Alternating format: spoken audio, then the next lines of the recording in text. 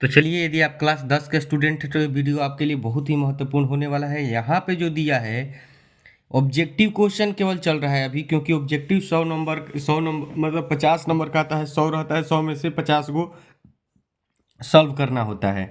तो अगर आपको वीडियो कहीं इस तरीके का, अरे जब क्वेश्चन इस तरीके का मिल जाए तो आप सॉल्व कर सकते हैं, जरूर नहीं कि यही आएगा, इसी टाइप पे आ सकता है।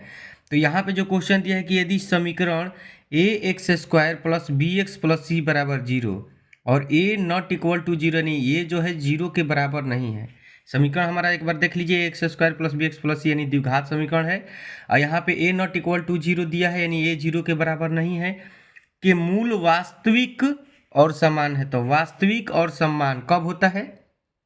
वास्तविक और समान दोनों दिया है कि इसका जो मूल निकलेगा वो वास्तविक भी होगा, समान भी है। तो निम्न में कौन सा संबंध सही है? तो इसमें 4 ऑप्शन दिए, इसमें कौन सा संबंध सही है?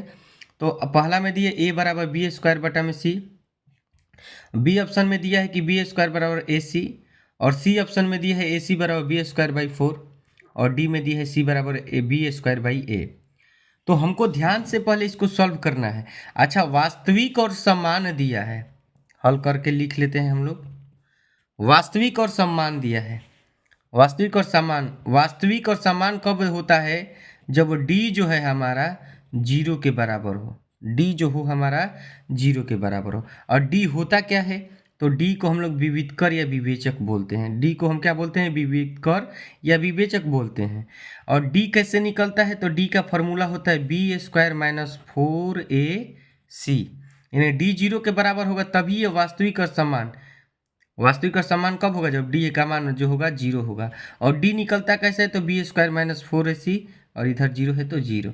डी का मान होता है बी स्क्वायर माइनस 4ac निकालने का, विविधकर निकालने का ये फॉर्मूला है बी स्क्वायर माइनस 4ac। तो यहाँ पे जो दिया है बी स्क्वायर, तो बी के जगह पे बी वाला पार्ट ये है, ये ए वाला पार्ट है, ये सी वाला पार्ट है। तो एक्स का यहाँ पे बी का पार्ट क्या दिया है हमको? बी का एक्स का गुणांक, यानी बी के जगह पे क्या है? बी है, तो यहाँ पे बी स्क्वायर लिखते हैं माइनस 4 ए के जगह पे ये वाला पार्ट एक्स स्क्वायर का गुणांक जो होता है ए पार्ट कहलाता है, तो ए के जगह पे ए ही दिया है। यहाँ पे गुणा ही है, 4ac का मतलब सब में गुणा है। सी का वैल्यू यहाँ पे सी ही दिया है, तो सी लिख देंगे बराबर जीरो। अब यहाँ पे देखिए बी स्क्वायर माइनस ये 4ac, तो 4ac बराबर जीरो। बी स्क्वायर बराबर माइनस 4ac, माइनस में है, उधर लेकर जाएंगे तो ये क्या हो जाएगा? 4ac क्या हो जाएगा हमारा?